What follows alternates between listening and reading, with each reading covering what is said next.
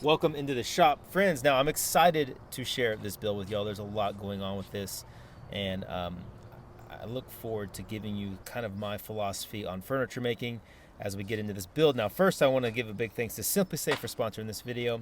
Remember, there's no safe like SimpliSafe. More on that soon. Let's start off with a brief explanation of what's going on. So everything I build on my channel obviously is for clients. It's commissioned, and all the pieces I build for my clients, I put a lifetime guarantee on. I think I really value as a craftsman generational pieces that are going to be handed down to kids.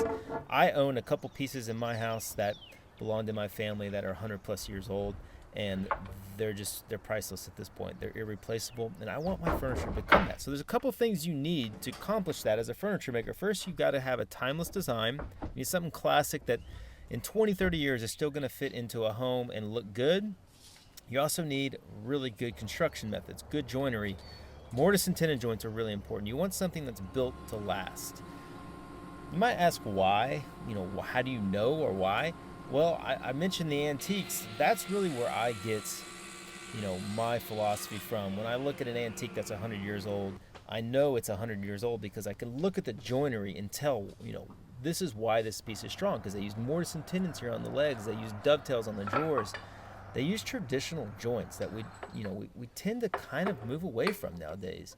And I'm worried that the result of that is going to be furniture that won't last as long. So I really stick to that traditional joinery. And you're going to see that here in this desk because we're about to jump into it. I want to lay out a few things. First, the base of this desk has 42 parts with 74 mortise and tenon joints. And that includes some double mortise and tenon. So there's a lot of mortises in this. And it's one of those things that I'm excited to be able to share in this video because no one but myself would ever know the amount of work that went into creating the joints and making such a great piece of furniture. So I'm glad I filmed it, and I'm glad I can share it with y'all. So let's just jump in and start right here with some mortise work. We're on the mortiser, and we're going to start with the legs of this table. Now this is my old built in 1959 Oliver mortiser. I've got a 3/8 chisel on here, hollow chisel mortiser. And it's cutting a 3/8 mortise, obviously. So we're just kind of working these holes out step by step. You can see here in the fusion model the 4 legs, right? So you get an idea of the part we're working on. We're going to start by cutting a mortise for a top rail and a bottom rail. So what you see here is the bottom rail mortise. And then you saw the top rail mortise there. As I pulled the part off, we're going to go back to another part and cut the bottom rail mortise on the adjacent side of the leg. These go all the way through, so your tenons actually are mitered at the end and actually go all the way into the part and meet, which is a really important part of joinery. You get the maximum glue surface in doing that. Now you'll also notice those bottom mortises were set off. There was 2, so I did a little separation on those just to strengthen that part. Cutting grooves now for panels. This is pretty standard practice. This desk is going to have several panels in it, so we're running a 3/8 groove down through our mortises and stopping it at the end of that bottom rail. Okay, with the grooves done, we're moving on to the top and bottom rails. Now these need mortises for the vertical dividers that divide out the panels. And so I'm laying those out with dividers because that's the best way to space things out. Most accurate way to do it. And then once we get these laid out, I can transfer those over to the other parts and then take it to the mortiser and cut 3/8 mortises, same size. We're going to keep it consistent and cut those about 1 inch deep. Now you could use what I call a stub tenon here, and it's probably just as effective. That's just a small tenon that fits in that groove. The advantage to going with a longer tenon is you get more glue surface. You're less likely for those panels to cause sagging and pull it apart, the weight of the panels. So we're at the mortiser. Again, we're going to be going to the mortiser and shaper a lot in this video because that's the 2 main machines I use to cut joints. And you can kind of get an idea of how that mortise goes down in the groove like that. And there you go. You get to see them. Not hard to do. Pretty simple. Looks good. Alright, so now we've got to drop the table way down on this mortiser and get that wide, like 5-inch bottom rail in there and get it clamped and do the exact same mortise. We're right here, we're working on the side rail, bottom rail to the side of the desk. So we only have 2 mortises on this one.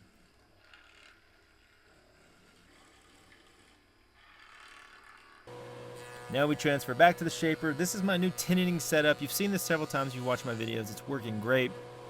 I've got a cutter block on there that allows me to ride over the top of it, and you can see I've got a stop there that registers, and then I've made a sliding table here that just slides it the part across the cutter and gets a nice square cut on that tenon. I could buy dedicated tenoning cutters, which I probably will do. I'm just slowly getting tooling for this shaper. It's not a cheap endeavor, so right now I'm kind of sticking to the one I have. Here I'm doing those vertical dividers, just getting my shoulders dialed in. I want to make sure that those shoulders fit perfectly lengthwise to those top and bottom rails. And we're going to do a haunch now. So the haunch is just kind of a cutout in the top rail tenon for that groove. If you don't use the haunch, your mortise has to go all the way up to the top of that leg, and it creates a weak mortise. So we haunch it out, and we leave a little bit of material there to go into the groove that we've cut. It's kind of a confusing thing to explain, but very necessary part of the joinery. And I've got a little block there that I put in to kind of step it out to get it where I want it. While I'm working on these tenons, this is a great spot to take a break, tell you about today's sponsor. You're going to want to listen to this one because they are offering some amazing deals to you guys. And I want to share kind of a personal story to start this off. About 4 years ago, our youngest Judd had an unfortunate accident in the pool, and it resulted in him ended up going to the emergency room. It was very scary. It's very traumatic for both my wife and I, and we were very fortunate and blessed that everything came out good. That being said, I now monitor this pool 24/7 using SimpliSafe's outdoor camera. It's one of my favorite features on their system. Their app is amazing at notifying me at any time if a camera detects motion. So if there is a child out here around my pool, I'm going to immediately, and my wife, are going to get notifications, and we can bring that camera up and we can see who's there, and we can actually talk to that person. So that is a massive layer of security on my pool, and I love this about SimpliSafe security system across the board, all their outdoor cameras. And they had the new Active Guard protection, which is even more amazing. They use AI built into their cameras, and they can detect if intruders on your own property before they even break into your home. So traditional security systems, you gotta set off the alarm to notify the police. With Active Guard protection, the camera can recognize someone that shouldn't be on your property, and the monitoring center can talk to that person, they can spotlight that person, they can sound the alarm, and they can contact the authorities. So it's a pretty amazing step up in security systems, if you ask me. The systems have multiple layers of protection. You've got glass break monitors, entry monitors, water monitors, temperature monitor, smoke monitor, probably missing a few. You've got the indoor and outdoor cameras. I've got a door lock that I can access my house from via the app or keypad. I love that their systems don't require any long-term contracts, and their monitoring plans are affordable, starting at around $1 a day. There's such a huge peace of mind in knowing how the layers of SimpliSafe system protect my home and my family, from monitoring my pool to monitoring against theft to monitoring against floods to monitoring against smoke. It just gives me the biggest peace of mind. I've got to share this amazing offer with y'all. 50% off your home security system when you sign up for a select monitoring plan, and you get your first month free. Just go to simplisafe.com/Andy Rawls to get your system. Remember, there's no safe like SimpliSafe. I have to say a huge thanks to SimpliSafe for not only supporting the channel, but just for providing such an amazing security system to protect my kids, my home, and my family. Pretty awesome. I highly recommend you go get yours, check it out, support the channel, and help protect your family. Now let's get back to this build. Now we're going to transition to the bottom rails. Sorry, we might be moving a little fast here, but just hang with me. This is that double mortise that I talked about earlier. The reason I like to do this is it just, the mortise part, the leg, just stays a lot stronger because you're taking less material out of it.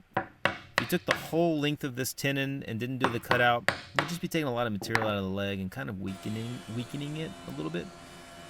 So I like to do that, double mortise there. This is the vertical dividers, so I cut those as I would the top and bottom rails, and then now I'm going to run them through the planer on one side, the outside face, and take about a 1/16 off of them and create a little step here between that rail and the vertical divider. I like the change in depth on that. I think it looks good. So we've got the paneled sections of the desk, all that joinery cut. Now we go to the front of the desk, the sitting side where all the drawers are. And this is some fairly complicated joinery in here, but important to be done well. These are double mortise and tenons for the drawer dividers. This is a very standard way to traditionally make a drawer setup in a desk or in a dresser. use these double mortise and tenons, and the part goes the full width of the full height of that mortise. So it's about a 5/8 of an inch thick part, and it'll have no shoulder on top and bottom. And it'll make sense here once we assemble it. Really, the most important thing with all this is just making sure you take your time to lay everything out properly to really understand what you got to do, because you can obviously with this many joints make mistakes pretty quick. So you just got to take your time and lay it out. So back over to the shaper. Again, like I said, we're going to be jumping around. I'm cutting these double tenons now, and I'm using just a groover setup, and I'm changing heights on it. There's Chester. I said Mayor. Gosh darn it. That's my old dog, Mayor. Rest in peace, dude. He looks a lot like Chester, but Chester's a chill dog. He's a good dog. So I get those tenons cut. Now I'm going to run them through the planer and plane them right to size of those mortisers, and that should fit perfect.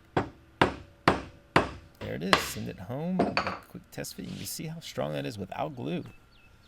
It's a very solid joint. And don't comment saying it's overkill, because it's not. It's right where we want to be. All right, looking at the Fusion file here, we're going to check out these panels we're working on. So we're going to run a back scoop cove. It's a back cutter here. So this is the back side of the panel I'm cutting. The outside's flat. It's kind of a shaker slash mission style desk. It's got a bit of a blend of styles. But I wanted to do the back cut on the back just to give the panel a little bit more thickness and mass, make it a little bit nicer. And before we assemble, I want to pre-stain all the panels as well. That's going to help. If they shrink, you won't see raw wood. You won't see a line of wood there. And it also just helps when you glue up. That glue is less likely to get a hold of a stained panel than it is a raw wood panel if it squeezes out and hits the panel. Here comes assembly number 1. This is one of, I think, 7. Starting on the back panel here. So I'm going to glue the 4 vertical dividers in and get 3 panels captured. Put the top rail on and clamp that up and let that sit. And once that's cured, we can move on to the next glue up.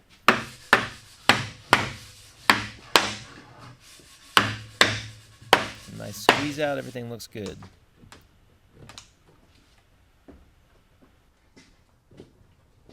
Alright, so glue up number 2 is the exact same glue up, just the 2 side panels.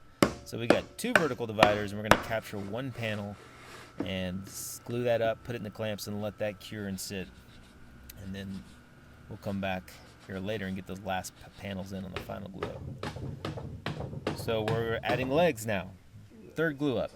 2 outside panels. This one was a little tight, and so here's a trick. You take 3/8 chisel, which is the size of our groove, and kind of pull it through the groove and try to scrape the edges of the glue. You can scrape kind of like a card scraper. Just scrape just the tiniest bit of material off and allow it to fit a little better.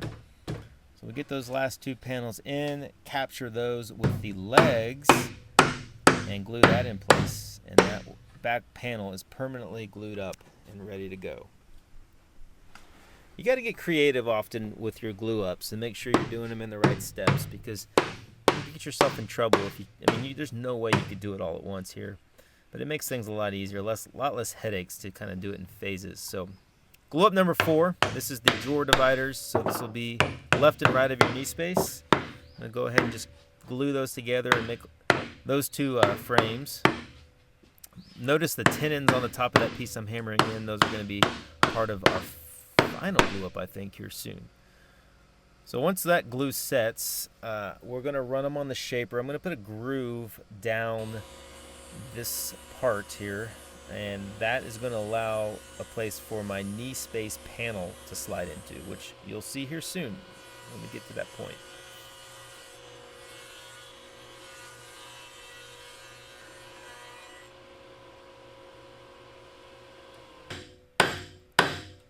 Okay, we're going to do a quick test fit. This is my drawer divider, and I want to put these 2 panels, the top panel there, the back one's permanently glued. This bottom one's dry fitted, and I want to see how they line up.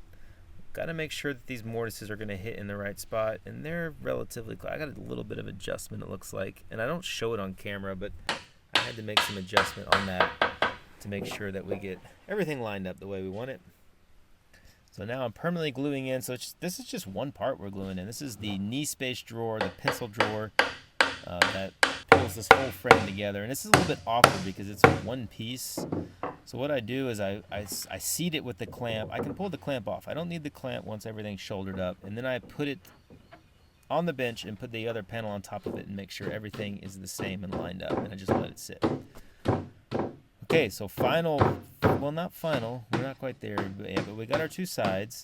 We're going to put those panels in, and then we're going to glue that back panel and the front drawer panel frame together, and we're going to have a desk. So this is the most satisfying part to me of furniture making. I've probably got 25, 30 shop hours in all this to this point. And, like I said, 42 parts, and now all those parts have come together to create one solid piece of furniture, and I get the most satisfaction out of this. I love this process, and it's a lot of fun, and there's a lot of satisfaction when you see it all come together and you get close to a final product. You might notice too the miters on the tenons. I talked about this a little bit earlier, but those go all the way through and hit the other tenons, so you get full maximum glue surface inside your leg. That top frame goes on, hammer that home, and then we'll get clamps on this.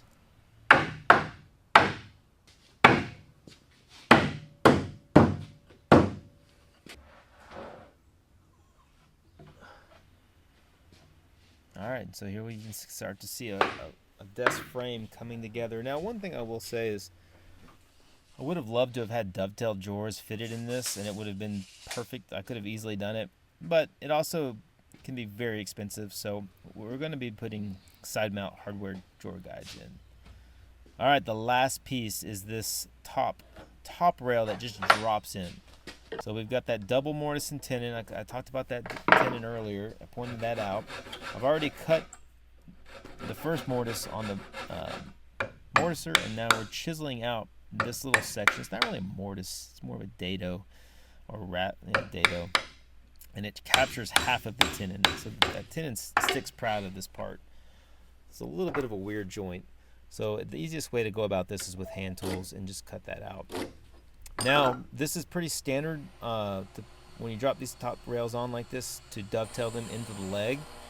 And that's what I'm doing here, is just on the bandsaw by hand cutting that dovetail out. And then I'm going to come back and chisel to the shoulder, make it nice and clean.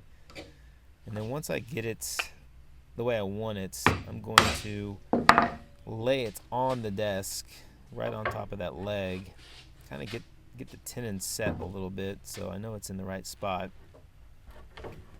and then I can trace the dovetail to the top of the leg.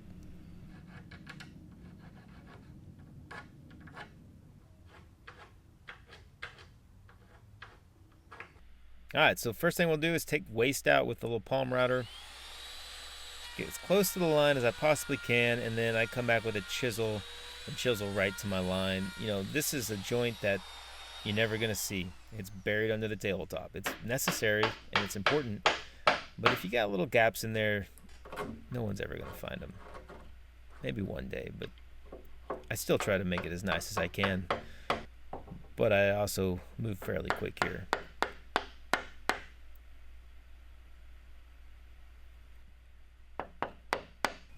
Alright, test fit.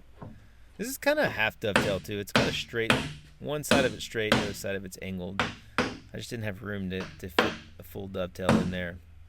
Just see, you can see how that just drops straight in. It's the last part we'll put on, and it kind of holds everything together. 6 glue up. Pretty awesome. A lot of steps in this, and you can see too how that mortise and tenon joint works. And that rail is sticking out past. It's just, there's a lot of depth changes to this design. I intentionally did that. I thought it was just a cool look. Alright, so knee space panels. Those are going to be plywood.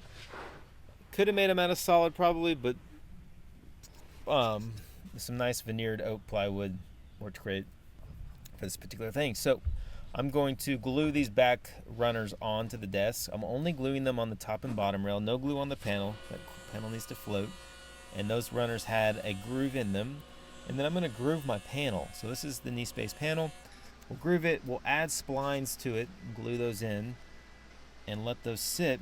And then we'll take these panels back to the table saw, cut the splines to length, and even cut them to width right here.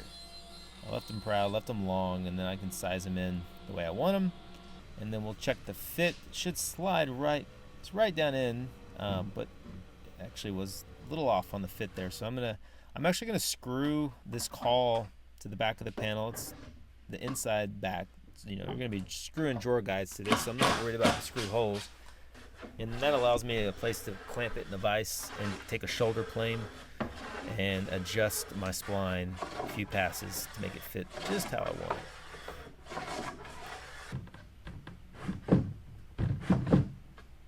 There it is. Slides right in. Got the approval. All right, so staining. You gotta sit there and stain each part individually. It's a process. It's not my favorite thing to do, but the client, it fit the client's house, it fit their what they needed, and they also had an interior designer in on this build, and she's super talented, and she makes a lot of the calls on finishes. So I do what the client wants, and I don't mind. This is actually a custom-made stain. I mixed it myself, and a base made by Target Coatings, a stain base. So awkward climb inside there to stain the inside, which no one will ever see, but we still want to stain it. We don't want to leave it raw. So with everything stained, it's a lot easier to obviously stain it all before I put these knee space panels in. So now I can put a little glue in those grooves, get those in place, and clamp them. And that's the last of this base glue up. And I honestly, I can't remember. I mean, I've got a total of 70 hours, a little more than that in this build. So I would say 60% of that, maybe more, is joinery to this point right here. So quite a bit of work.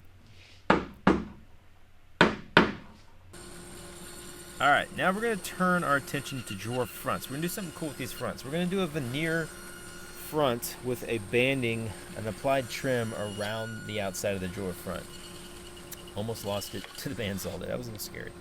So here, I'm on my big Oliver right now, resawing about 3/16 of an inch thick veneers. I'm going to take them to the sander now and get them the bandsaw marks off, sand them up real nice.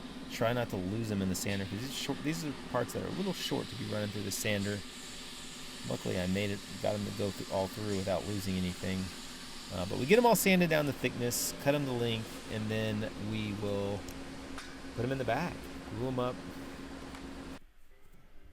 And we'll have veneered drawer fronts. The cool thing about doing this is, for one, I got grain match going, and we've got stable material. There's no movement. So when we apply this trim to it, we don't have to worry about breaking any miter joints. Quick shot here of the desktop solid rift white oak, and running it through the sander to do the final flattening and sanding on it. And then the corners on all of this desk are rounded. Even the legs have a rounded shape to them. I'm just matching that on the tabletop. Chester is fascinated with shavings. It's not a good thing. He just likes to catch them. I don't know. It's weird. But a lot of people might say it's not good for him. It's probably not. But I don't know what to do. The door's wide open. He can leave if he wants, but he just prefers to chase shavings. Get those sanded nice, and then I flip it over. We're going to put a little cove detail on the bottom of the tabletop that will match the detail we're going to put on the drawers here soon. So this is a cool little addition.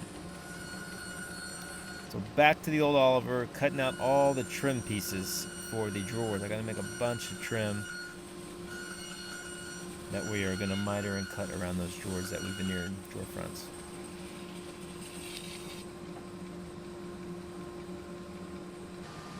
Get a big stack of those. I think they're 1/4 of an inch thick, so I resaw them out a little big and then take them to the sander and sand them all down. I don't really worry about keeping them in sequence.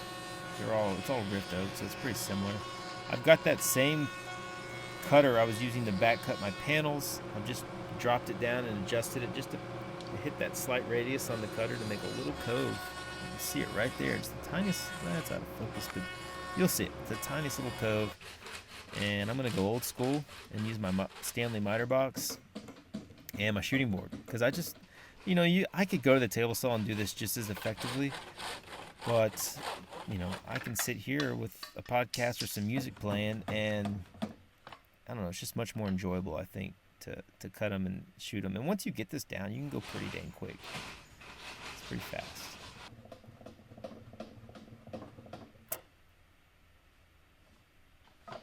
So that my hand plane right there on that shooting board, you can see the shavings popping off. That's the amount of adjustment I'm making with each pass. So I can really dial in the fit, and it's perfectly 90, perfectly square. It looks really clean, and you just dial that fit in real nice. I don't know, I really love the shooting board. You can see I mark it off.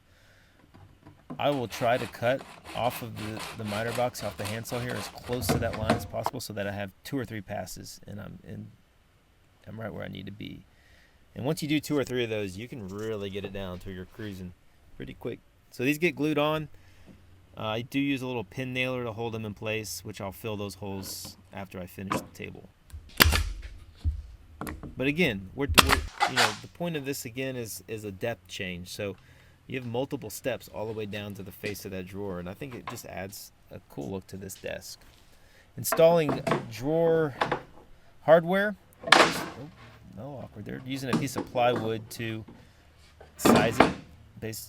That'll set my height for all 4 of these guides across the top. And then I've got some poplar runners in there to space out to capture those guides and make sure they're all parallel and in the right spot.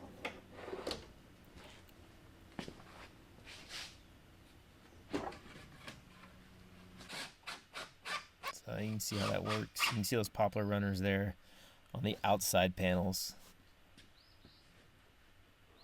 These are soft close, side mount drawer guides, and I like to center them, put them right in the middle of each opening. So now we install the drawer. So drawer boxes I didn't cover in this video. This is my super sketchy but very effective way of doing drawer fronts. I was taught how to do this from a very old time furniture maker, and I've just stuck with it. Just fire a nail at the bullseye, cut it off, line up your reveal, and press it against those nails, and it marks exactly where you need to drill your holes on your drawer front. Make sure you're wearing safety glasses and do it at your own risk. Also, be very careful drilling those holes through the drawer fronts or the drawer boxes. I have stuck a drill bit almost all the way through my hand, and it was gross and it hurt, and I had to get a tetanus shot, and it was nasty. So almost did it again too on this build. Be very careful. Make sure that backer block's there. Okay, there it is. Nice soft close. Everything closes up nicely. Looks good. Happy with that. And just about got this desk knocked out.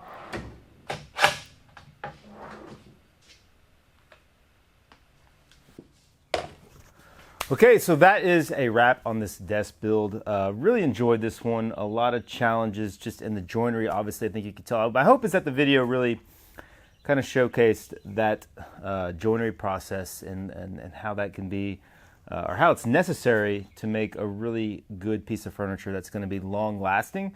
As you look at this desk, you don't really notice much. The joinery doesn't stand out at all, and the client probably will never even understand how much effort went into the joinery. But hopefully, God willing, in their lifetime and as they hand it down to their kids, that will pay off. All that extra work and the longevity of the piece, it'll pay off. So a few stats on it real quick. I wrote these down. So I mentioned this in the voiceover, I think, but total parts in the whole desk about 97. So as I talked about earlier, there's nothing more satisfying than having all these parts on your workbench and then putting them together and creating something. It starts to come to life. It's a piece of furniture. So total of 74 mortise and tenons, plus we had the 2 dovetails up here on the corners. So that's a lot of joints, and it's a solid piece. I think it's worthy of that many joints.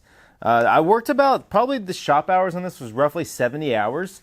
So honestly, that's pretty good for what it was. It was a really pretty smooth build and no real problems with it. So I'm pumped. I'm excited, and it's another project that's out the door, and that client's seen it and is happy, and I couldn't be happier. The only thing I would wish differently is that maybe we could have put fitted drawers in it, but you can't always do it exactly how you'd like. Still got really nice maple drawer boxes with some really good quality soft close slides. Nice action on those. So that's going to be a wrap. Really appreciate y'all tuning in. Appreciate you guys watching these videos. I hope you get something out of them. Always encourage you to leave a comment. Let me know what you think. Ask any questions, and I'll get back to you on that. And if you want to support the channel further and see more behind-the-scenes content on this, you can get weekly shop updates and you get an opportunity to get free lumber shipped to you. You just got to pay for shipping. All my drop-off and scraps, I'm actually shipping out 2 boxes today. So a lot of little perks there on the Patreon side. So that link's in the description. You can go sign up and support the channel that way, or you can buy merch, or like I said, just leave a comment and give me a thumbs up. Appreciate you guys tuning in, and we'll see you on the next video.